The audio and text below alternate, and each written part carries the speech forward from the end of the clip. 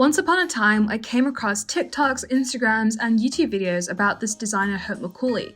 I was really interested in the vibrant color palette and the beautiful contrast stitching, so I went on her website and decided to scope out this design and see if I could purchase one myself.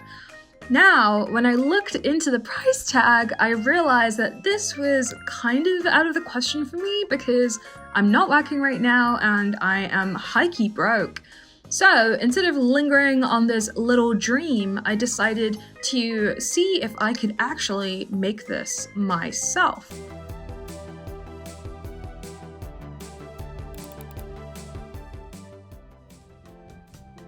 So we hopped along to Michael's and picked up some wool. I actually picked up this type that's called roving, and it isn't very sustainable. I'm going to leave a note down below, but it did match the design, so I went for it.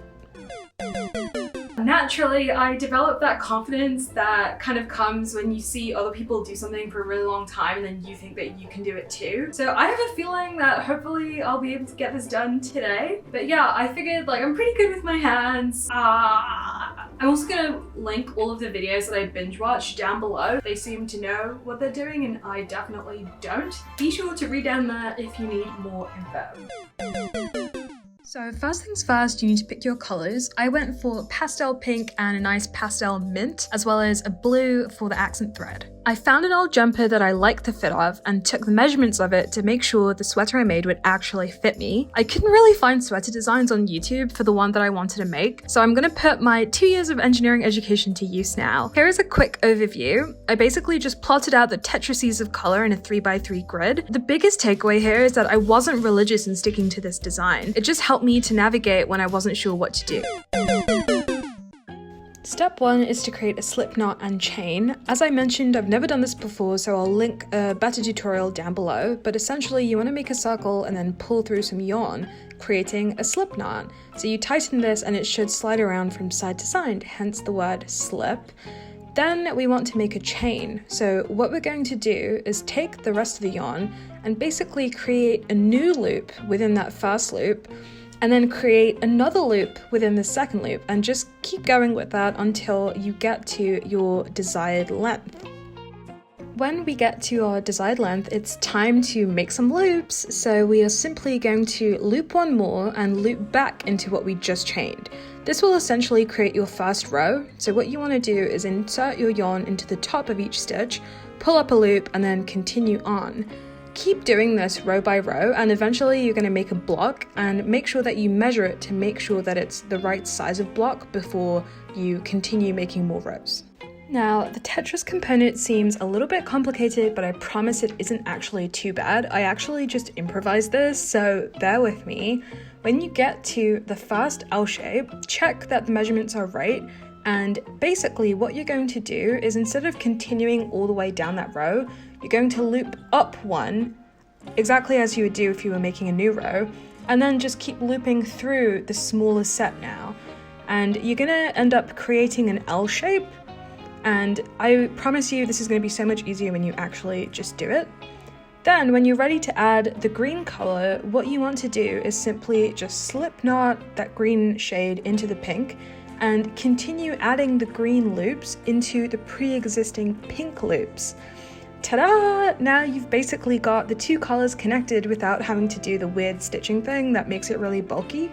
And if you keep going with this, you'll end up with a complete panel of Tetris shapes. Hey guys, so yeah, I'm basically halfway done with the front side. It's looking pretty good. I think the key things that I learned is how to attach different things. One thing I noticed from the other videos I watched was that when they were sewing it up, it got really bulky and I really didn't want that. So instead, I wanted to work into the loops, into the different colors instead of just sewing it up, because I felt like that would make it a bit too bulky for me.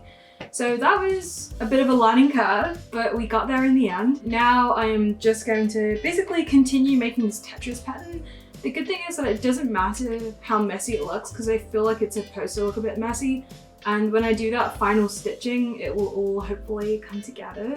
About a quarter of the way through, and this is what I have.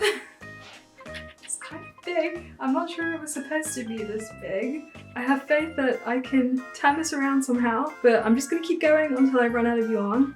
Gotta get a man with a STEM degree to fix this shit. Yeah, maybe. We don't know. So basically, what I'm struggling with is this section, right? Like, this is connected there. We're having a bit of a crisis right now.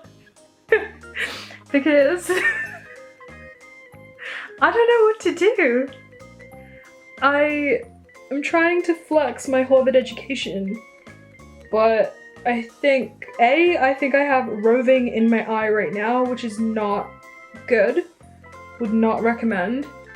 And B, yeah, I just don't know. I don't understand how the neck and the arms attach to the sides, if that makes sense. So, top tip is to not try and make this jumper in one day, I think would be where I would begin. And I think I need to take a break for like 5 minutes now.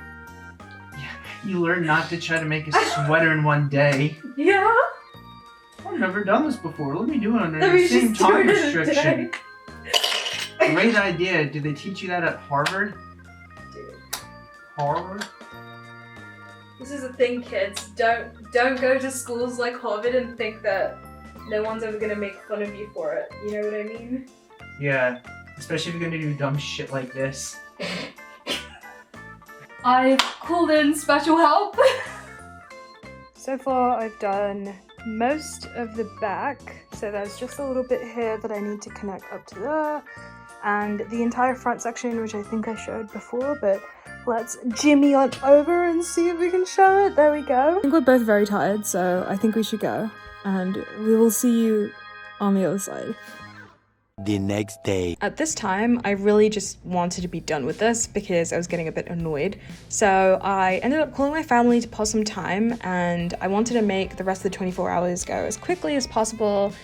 I ended up completing the back panel and the sleeve, and I will go into more detail about how I made the sleeve a little bit later in the video, because I've reached a bit of a critical point where this is all green yarn I have left, and it's definitely not enough to finish. I think I'm just gonna have to go to Michael's. At this point, I hadn't been outside in a couple of days, so it was nice to go outside and get some fresh air, but I forgot that I had a psychiatrist appointment, so I had to rush back home before I missed it. Once I finished up with my appointment, it was time to get started on the sleeves. Now, the biggest thing about the sleeves to note is that it's really easy. It's exactly the same as what we're already doing, we're just doing it in a circle. So I slip knotted into the top of the two panels that I had created. At this point, these were both just one big thing because I had created them into each other. Then I was looping into the top of the stitch around the circle. So every top of the stitch, I just looped into that, pretending that it was a pre-existing loop. The only complicated thing here was that when I got my loops to the desired length for the sleeve, I needed to decrease the diameter to create the cuffed look. So what I did was, instead of just looping into one pre-existing loop, I combined two pre-existing loops and looped into both of those, which helped me create a cuff. Then, as I got smaller and smaller, I ended up creating this right size that I wanted. Now, the stitching is really easy. I basically just sewed. So using the blue thread, I looped it up through the material and back down the material to create the stitching in accordance with the original design.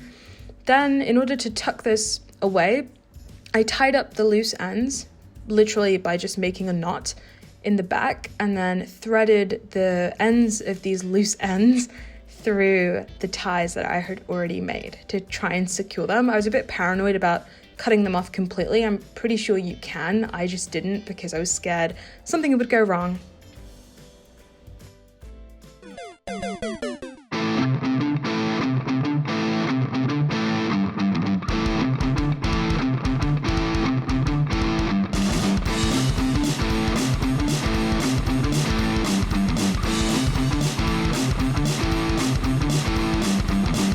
Guys, I don't know where to start. Like, look at this right now. I made this in a day.